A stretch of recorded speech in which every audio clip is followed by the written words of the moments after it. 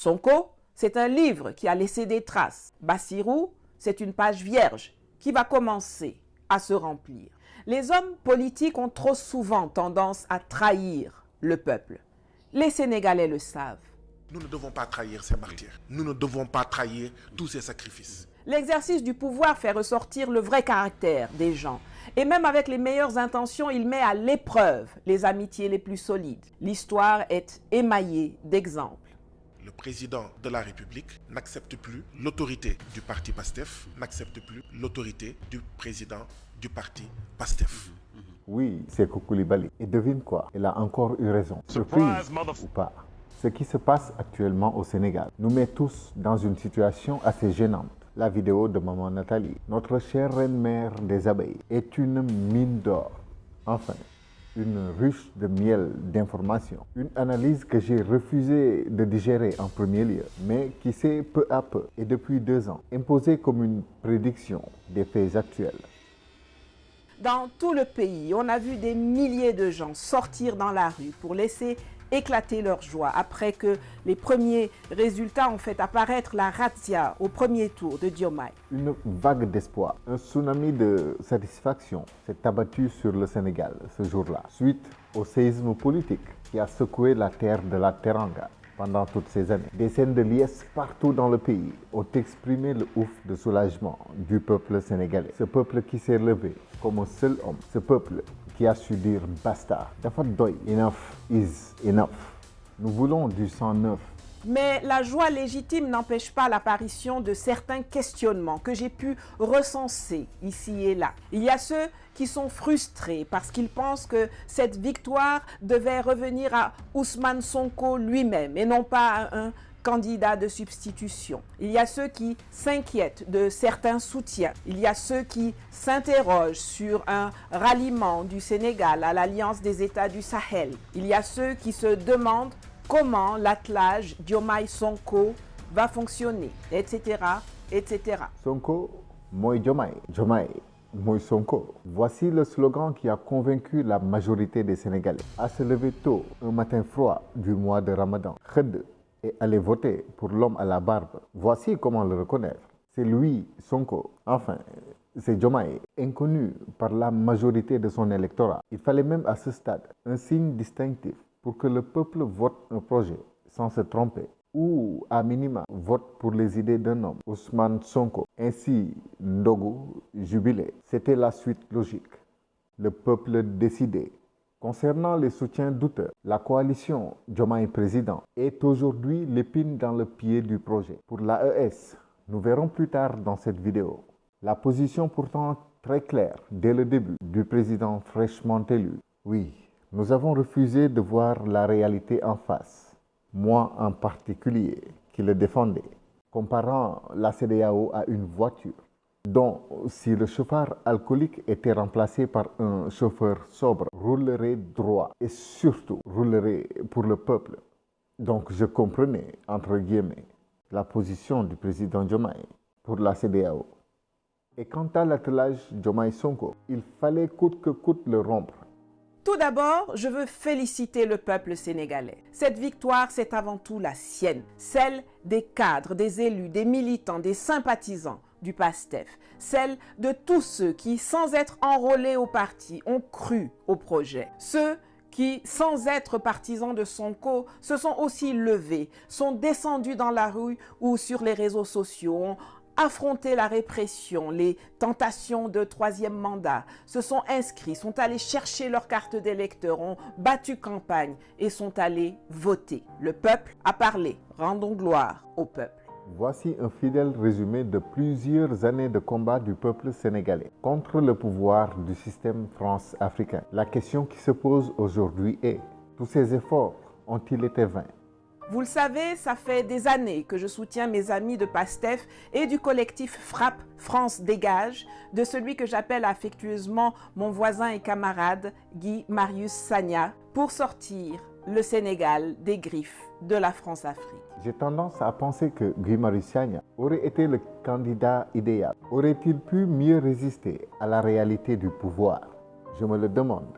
En tout cas, il représente vaillamment le Guy, Baobab en Wolof. emblème national du Sénégal. Sa force, sa détermination, sa stabilité et son enracinement dans les valeurs morales du Sénégal ne relèvent pas d'une légende. Quand Sonko accepte d'être le gardien de la révolution, le président Diomaye prend le soin de nous rappeler être le gardien de la Constitution. Eh bien, le Sénégal a connu 4 présidents de la République. Nous sommes au niveau du 5e président de la République. Tous les 4 présidents de la République qui ont précédé l'actuel président de la République, Bassirou Diomaye Diakhar Faye, étaient des gardiens de la Constitution. Mais en quoi est-ce que ça a transformé la situation des Sénégalais? En quoi est-ce que ça a transformé notre pays? Nous faisons partie, avec d'autres pays africains, particulièrement de l'espace ouest africain, des 30 à 40 pays les plus appauvris de la planète. Donc, n'être qu'un gardien de la Constitution, eh bien, si ça a transformé un pays, nous l'aurions su, nous l'aurions ressenti. Si nos dirigeants avaient eu la volonté de faire évoluer les choses, nous n'en serions pas ici aujourd'hui. L'Afrique aurait déjà atteint des niveaux de développement bien plus élevés. Ce qu'il faut, c'est vraiment une révolution. La Constitution, elle, peut se faire bidouiller à volonté. Ça, nous les Africains le savons trop bien. Donc, ça veut dire que n'être un président qui n'est qu'un gardien de la Constitution ou qui revendique de n'être qu'un gardien de la Constitution, ça ne suffit pas. Il faut plus. Ce plus-là, c'est la révolution. La Constitution a souvent servi les intérêts d'une seule personne ou d'un groupe restreint de personnes, dans la plupart des cas, pour assurer un troisième mandat. Par exemple. Donc, il faut une révolution. Et je salue et félicite le président de PASTEF, Ousmane Sonko, Premier ministre du Sénégal, qui fait une piqûre de rappel à tous les patriotes, une piqûre de rappel à tous ceux qui ont un poste, que ce soit président de la République, que ce soit ministre, membre du gouvernement, à lui-même qui est le primus inter pares, c'est-à-dire le premier d'entre ses pairs du gouvernement, une piqûre de rappel au DG, au directeur, aux députés que nous sommes, aux maires, etc., que c'est une révolution dans le processus comme dans le projet que nous avons opéré. Il s'agit de faire évoluer les choses dans le bon sens. Une révolution qui puisse permettre au peuple d'évoluer et enfin sortir de cette routine éternelle. C'est ça, une révolution. Une décision profonde du peuple et un gardien conscient des enjeux et qui ne se laisse pas facilement détourner pour servir les intérêts coloniaux. Et donc, nous ne devons pas trahir ces martyrs. Nous ne devons pas trahir tous ces sacrifices. Donc, merci au président Ousmane Sonko de nous rappeler cela et de dire... Après 2 ans de combat acharné dans ce cofarnium systémique, j'accepte avec humilité. Oui, je suis le gardien de cette révolution. En réalité, il nous invite, nous tous, à être gardiens, sentinelles, protecteurs, défenseurs de cette révolution. Chacun d'entre nous a son rôle à jouer. Avec un objectif commun, nous y arriverons. Nous sauverons la révolution. Malgré toutes sortes de trahisons, l'histoire nous a déjà appris ses leçons. À votre avis, qu'est-ce qui n'a pas fonctionné entre le gardien de la révolution et le gardien de la Constitution? Je ne sais pas, j'avoue que je ne sais pas parce que je vois comme tout le monde ce qui est en train de se passer. J'entends comme tout le monde ce qui a été dit. Je pense en tout cas, sans pouvoir dire ce qui s'est réellement passé, que pour moi les choses n'étaient pas très compliquées. Il s'agissait tout simplement, et il s'agit toujours pour moi, s'il y a des divergences, de revenir au parti PASTEF. Parce que le projet est un projet de PASTEF. Si le président de la République, Bassirou Diomaye Diakhar Faye, a des reproches à faire au Premier ministre Ousmane Sonko dans ses options, le militant Bassirou Diomaye Diakhar Faye devrait pouvoir convoquer le parti, devrait pouvoir solliciter la convocation d'une instance ou de militants du parti et dire à le Premier ministre Ousmane Sonko, j'ai des divergences avec lui sur telle et telle option. De manière claire, et que ça soit débattu au niveau du parti et que le parti tranche. Malheureusement, et c'est pourquoi j'ai dit à l'entame de l'émission, il me semble, notamment avec le dernier acte constitué par l'Assemblée générale de la coalition Diomaye président d'hier, qu'en réalité, la première lecture qu'on peut en avoir, c'est que le président de la République n'accepte plus l'autorité du parti PASTEF, n'accepte plus l'autorité du président du parti PASTEF. Que se passe-t-il réellement entre les deux gardiens, celui de la Constitution et celui de la Révolution? Sonko est-il toujours Diomaye? Mais surtout, Diomaye est-il toujours Sonko? That is the question. Mais en résumé, depuis maintenant 8 ans, Macky Sall a systématiquement instrumentalisé l'administration, les forces de l'ordre et la justice pour radier Ousmane Sonko de la fonction publique, le mettre en prison, empêcher sa candidature à l'élection présidentielle, allant jusqu'à l'accuser de viol, d'association de malfaiteurs en lien avec une entreprise terroriste, d'atteinte à la sûreté de l'État, de diffamation, de vol de téléphone portable, vous avez bien entendu, jusqu'à le radier des listes électorales, jusqu'à ordonner la dissolution de son parti politique, jusqu'à emprisonner ses cadres, ses militants, ses sympathisants par milliers et jusqu'à faire tuer plus d'une trentaine de Sénégalais à cet effet. Lui, c'est le gardien légitime de la révolution. Et si démocratie était vraie, il serait non seulement aujourd'hui, mais je suis intimement convaincu que depuis 2019, en réalité, le président de la République du Sénégal, le gardien légitime de la Constitution, je dis ça, je ne dis absolument rien. On est bien d'accord. Et puis, à 10 jours du scrutin, comme par magie, abracadabra, le même Ousmane Sonko est libéré ainsi que Bassirou Diomaye Faye qu'il avait désigné comme candidat de substitution après avoir été lui-même mis injustement hors course. Comment est-ce possible? Je vais vous dire. On est d'accord que ça a beaucoup à voir avec la détermination du peuple. Ce peuple qui s'est sacrifié, s'est battu corps et âme depuis 2019 pour libérer le pays des griffes de la France-Afrique. Mais maman Nathalie, notre chère reine-mère des abeilles, a donné des détails assez troublants dans ce que j'appellerai désormais prédiction. Alors réécoutons plus attentivement le candidat Bassirou Diomaye Faye. Il semble nous en avoir beaucoup dit sur lui-même avant les élections. C'est vrai que je suis peut-être moins taquin que vous, je suis un peu plus autarcique. Je suis quelqu'un de particulièrement raisonné, de particulièrement raisonnable, de particulièrement sensé, de particulièrement réfléchi. Moins taquin que Sonko, un peu plus autarcique, c'est-à-dire clairement qu'il se suffit à lui-même, qu'il n'a besoin d'aucune aide extérieure, alors que oui, Sonko lui est très ouvert et fait souvent facilement confiance à son entourage, ce qui lui a valu beaucoup de déceptions. Le candidat Bassirou Diomaye Faye dit être quelqu'un de particulièrement raisonné, de particulièrement raisonnant, mais raisonnable. Je me le demande. Quelqu'un d'aussi autarcique peut-il être raisonnable? Dites-le moi en commentaire. Et n'oubliez pas de liker la vidéo. Abonnez-vous si ce n'est pas encore fait. Nous sommes déjà plus de 25 000 sur la chaîne. Si vous êtes nouveau, je m'appelle Djadine. D'où est-ce que vous regardez la vidéo? Dites-le moi en commentaire. Il est particulièrement sensé et particulièrement réfléchi. Et tout ça en opposition à Sonko, à votre avis. Je ne sais pas si c'est ce qu'il voulait dire, mais c'est louche. Après les événements de mars 2021, Monsieur le Président Sonko, vous pourrez en témoigner. Je vous suis venu vous voir quand le président Macky Sall était en train de dire ce qui s'est passé au Sénégal ne se reproduira plus. Et que les jeunes sur les réseaux sociaux lui disaient, si tu refais ce que tu as fait, on fera pire. Je suis venu vous dire, il faut qu'il y ait des discussions. Vous m'avez dit, mais pourquoi? J'ai dit, parce qu'on ne peut pas continuer à nous regarder en chien de faïence entre Sénégalais et à nous menacer d'une deuxième confrontation. Vous avez aussi, en toute responsabilité, donné votre accord pour que je puisse prendre contact avec quelqu'un de la mouvance présidentielle qu'on pensait être un point d'entrée correct. Le contact, et pas n'importe quel contact. Un contact qui pouvait être un point d'entrée correct. Un contact de la mouvance présidentielle, c'est-à-dire une personne de l'APR, une personne de Benno, aussi politique. Un point d'entrée correct. APR. Benno Bokk Yakaar. Correct. Ça rime mal. Le temps qu'on obtienne les contacts et qu'on fixe un rendez-vous, le président Macky Sall en plein Covid a décidé d'aller à Kaffrine, répandant en plus le Covid-2, et à Matam, au Fouta, en bastonnant au passage des Sénégalais qui n'avaient le tort que de porter le bracelet. Le brassard rouge, en continuant à menacer tout le monde de ses foudres, en continuant à s'armer, en continuant à recruter pour davantage mater. Le résultat, on le connaît. Nous avons considéré que pour discuter, il fallait discuter avec quelqu'un de particulièrement réfléchi, de particulièrement disposé pour pouvoir comprendre pourquoi on cherche à dépasser cette vague dangereuse-là qui allait nous mener forcément aux événements de juin 2023. Malheureusement, on a interrompu les contacts parce qu'il n'y avait pas la réceptivité affichée de l'autre côté. Quelqu'un de particulièrement réfléchi dans cet environnement. Bonne chance.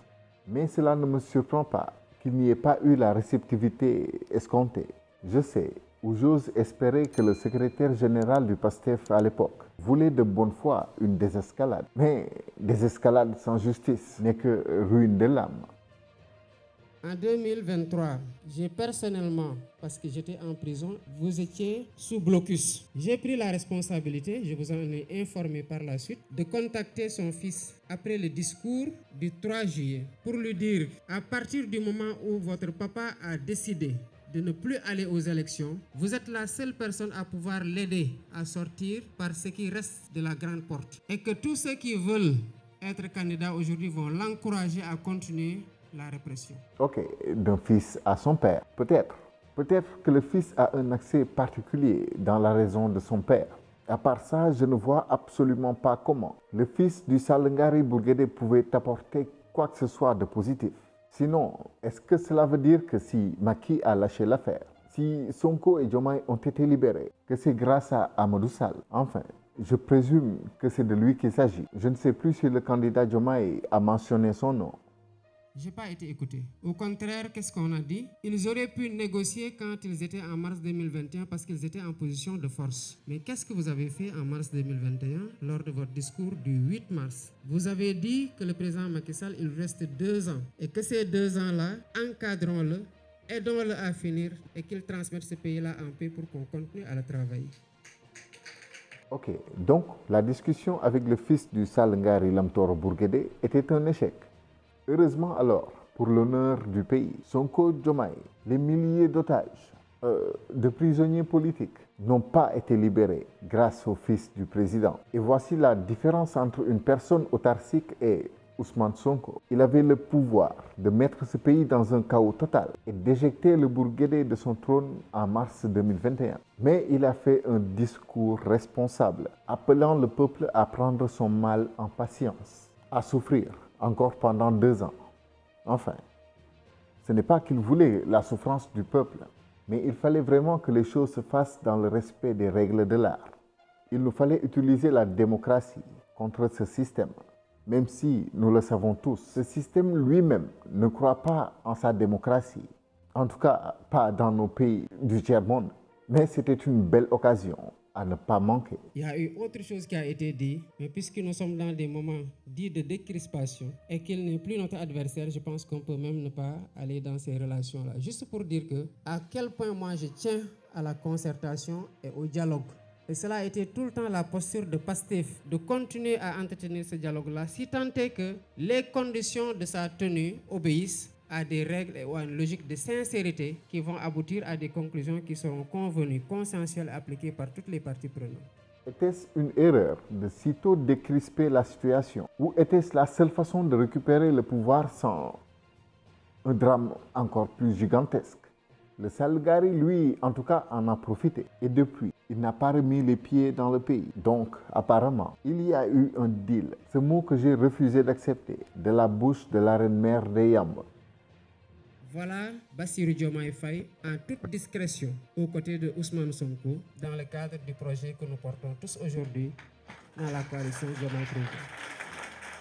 Donc, voici Bassirou Diomaye Faye en toute discrétion aux côtés de Ousmane Sonko dans le cadre du projet que nous portons encore tous aujourd'hui. Mais il y a un grain de sable dans l'engrenage, la coalition Diomaye Président. Alors, comment en est-on arrivé à la libération des 2 hommes et à tout ce qui s'en est suivi? Cela a d'abord et avant tout été rendu possible par le travail monstre abattu par Ousmane Sonko et les militants de PASTEF depuis des années. Après sa défaite à la présidentielle de 2019, Sonko ne s'est pas assis sur ses talons à pleurnicher comme tant d'autres en se parant d'un titre fantasmagorique de président élu sur les réseaux sociaux. Mais il a repris le travail dès le lendemain de l'annonce des résultats, maillant le terrain, enthousiasmant la jeunesse du Sénégal et d'ailleurs, élargissant son réseau. Et puis il y a l'homme, Sonko, dont on est forcé de reconnaître le courage, qu'on l'aime ou qu'on ne l'aime pas. Sonko est resté et s'est toujours mis au devant du peuple pour le protéger, même si cela signifiait qu'il soit humilié, maltraité, emprisonné, ainsi que sa famille. Sonko est ce qu'on peut appeler un patriote. À aucun moment, depuis que le Sénégal le connaît, il n'a montré de signes d'égoïsme, d'égocentricité, même pas d'autarcie, qui est à un certain stade plus un défaut qu'une qualité dont on peut se vanter. Il sait qu'il travaille pour l'intérêt du Sénégal, pas pour ses intérêts personnels.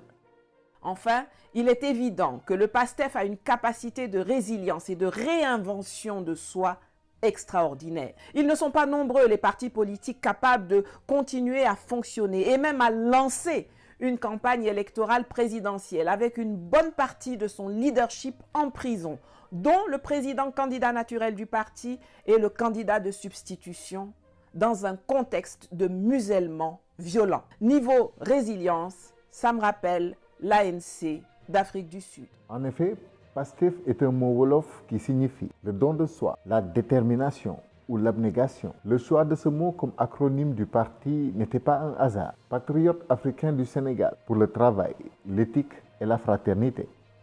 Le PASTEF, c'est cette flamme, cette volonté profonde qui pousse quelqu'un à s'engager totalement pour une cause, sans compter ses efforts. C'est l'idée de faire quelque chose avec tout son cœur et toute son âme. Donc voici le premier composant qui explique la victoire du candidat Diomaye au premier tour.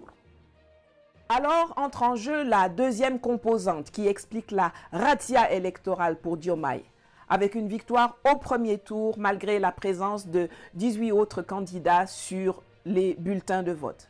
Cette deuxième composante, c'est un deal. Tout comme pour la libération de Nelson Mandela le 11 février 1990, celle de Sonko et de Bassirou s'est accompagnée de deals. La question est de savoir avec qui et quelle en est la teneur. Heureusement qu'il n'y a pas eu de deal avec le fils du président à l'époque. Ce serait bien plus honteux pour moi aujourd'hui. Mais quand même, un deal avec qui et quelle en était la teneur? Dites-nous, chère reine-mère des Yambres, et vérifions si le temps vous a encore donné raison. Je ne vais pas prétendre que je sais, mais je peux vous dire avec certitude qu'il y a 4 entités qui avaient besoin de négocier avec la paire Faye-Sonko. Il s'agit d'abord et de toute évidence de Macky Sall pour gérer l'après-pouvoir. J'ai pris la responsabilité, je vous en ai informé par la suite, de contacter son fils après le discours du 3 juillet pour lui dire, à partir du moment où votre papa a décidé de ne plus aller aux élections, vous êtes la seule personne à pouvoir l'aider à sortir par ce qui reste de la grande porte. La deuxième, c'est la France, également une évidence, puisque c'est elle qui a le plus à perdre avec une sortie du Sénégal de l'UEMOA et du franc CFA, dont Dakar héberge le siège de la Banque centrale. Le ralliement en dernière seconde de son candidat Karim Wade, ainsi que la bienveillance des médias france-africains est un indicateur. Sachez, Monsieur le Président, que je suis venu d'abord rendre visite à un aîné, le président Ouattara. Et ensuite, vous renouvelez les relations d'amitié fraternelle et de coopération conviviale que nos deux pays ont toujours eues. La troisième entité est intimement liée à la France, c'est la CEDEAO. Si le Sénégal décide de rejoindre l'AES, c'est la mort instantanée. Mais j'en profite pour adresser ces questions-là et dire ma disponibilité à continuer à travailler de part et d'autre pour qu'il y ait des plages de convergence qui nous permettent quand même de discuter de ce qui ne marche pas et de voir comment changer ce qui ne marche pas, parce que nous avons la responsabilité historique et l'héritage de nos pères fondateurs par rapport à cet ensemble-là, pour nous battre au sein de la CEDEAO et ensemble pour que la CEDEAO reste ce qu'elle n'aurait jamais dû cesser d'être, à savoir un organe d'intégration qui a été cité en exemple, que nous devons pérenniser, que nous devons renforcer, et que nous devons protéger contre toutes les velléités qui vont dans le sens de détourner la CEDEAO de son objectif d'intégration africaine et de ce qui est sa nature, à savoir la CEDEAO des peuples, et qu'elle continue à être cela et qu'elle continue surtout à être un cadre où nous allons adresser ensemble les défis communs que j'ai cités tantôt. Et enfin, la quatrième entité qui avait besoin de négocier, c'est les États-Unis. Concernant le Sénégal, que je dirige depuis bientôt 15 mois ou 16 mois, je voudrais, parlant d'affaires, rassurer l'ensemble des investisseurs américains sur la stabilité politique du pays et le contexte favorable du cadre réglementaire que nous sommes en train davantage de parfaire pour qu'il soit plus propice à l'investissement. Macky Sall avait un besoin vital de l'avion présidentiel pour sortir illico presto du pays. La France a besoin du Sénégal pour littéralement survivre. La CEDEAO, c'est la France-Afrique, littéralement. Et les États-Unis ont aussi leurs intérêts à préserver. Il ne faudrait pas se tromper. Je comprends mieux la raison du parcours de golf. Donc oui, il y a eu un deal. Mais qu'est-ce qu'un deal? That is the question. Un deal, c'est une négociation. Quand vous entamez les pourparlers, vous savez qu'il y a des choses sur lesquelles vous allez lâcher du lest, que vous allez abandonner. Et puis il y a des choses sur lesquelles vous serez intransigeant, auxquelles vous ne renoncerez pas. Négocier est une démarche légitime en politique. La question est de savoir qu'est-ce que Ousmane Sonko et Bassirou Faye ont peut-être accepté d'abandonner. Le temps nous le dira. 2 ans après, Sonko, moi Sonko, comme il l'a toujours été. Diomaye, lui, a peut-être été Sonko, mais l'est-il encore? Aujourd'hui, il nous semble que la coalition Diomaye président compte beaucoup plus pour lui que toute autre chose. D'ailleurs, il dit que c'est grâce à cette coalition qu'il a été élu. Donc, Diomaye, moi Mimi, Mimi, moi Diomaye, ou Diomaye, moi Abdourahmane Bandi, moi Diomaye. Voilà pourquoi les Sénégalais sont si déçus. Voilà pourquoi j'ai si honte. Ma confiance a été trahie. Je n'ai pas voté pour ça. L'exercice du pouvoir est différent de la conquête du pouvoir ou de son commentaire. Bassirou n'a pas encore prêté serment et dans les premières semaines, il faudra prendre connaissance des dossiers, découvrir tout ce qui a été caché, faire l'étude du réel, réadapter le programme à la réalité et gérer une administration et des forces armées confortablement installées depuis plus de 60 ans dans le système france-africain. Laissons-leur un peu de temps avant de juger et de les accuser de trahison, même si, quel que soit l'AMDA, la vigilance est de mise. Maman Nathalie, chère mère de Yamba, il me semble que vous nous avez mis en garde. Restez vigilants. Personnellement, oui, effectivement, j'étais encore sous l'effet de l'adrénaline. Depuis 2021, on était tous un peu dans les nuages. Voilà pourquoi j'ai refusé de voir la réalité en face. Aujourd'hui, je me sens trahi. Si Tata Mimi ou Abdourahmane sont plus importants aux yeux de Baybas que Sonko, alors là, je ne regrette pas d'avoir voté. En tout cas, pas encore. Parce qu'en réalité, j'ai voté pour un projet, pas pour un homme. Mais je me sens violé dans mon intime conviction. Et nous sommes des millions aujourd'hui à être déçus. Sonko, lui, semble avoir l'habitude d'être trahi désormais. On a vu le cas du maire de Dakar qui a utilisé l'aura de Sonko pour accéder à la mairie. Et après, il est allé se livrer à Macky. C'était sale. Pour ce qui est du président actuel, on ne s'y attendait pas. Et certains espèrent qu'il rétropédale, qu'il revienne à Pastef et à ses convictions. Beaucoup d'autres disent que même s'il le fait, c'est déjà basta, dafa doy. Il a déjà perdu la confiance. C'est trop tard. Mais comme vous l'avez dit, l'exercice du pouvoir est différent de sa conquête ou de son commentaire. Et ça, c'est désormais très clair.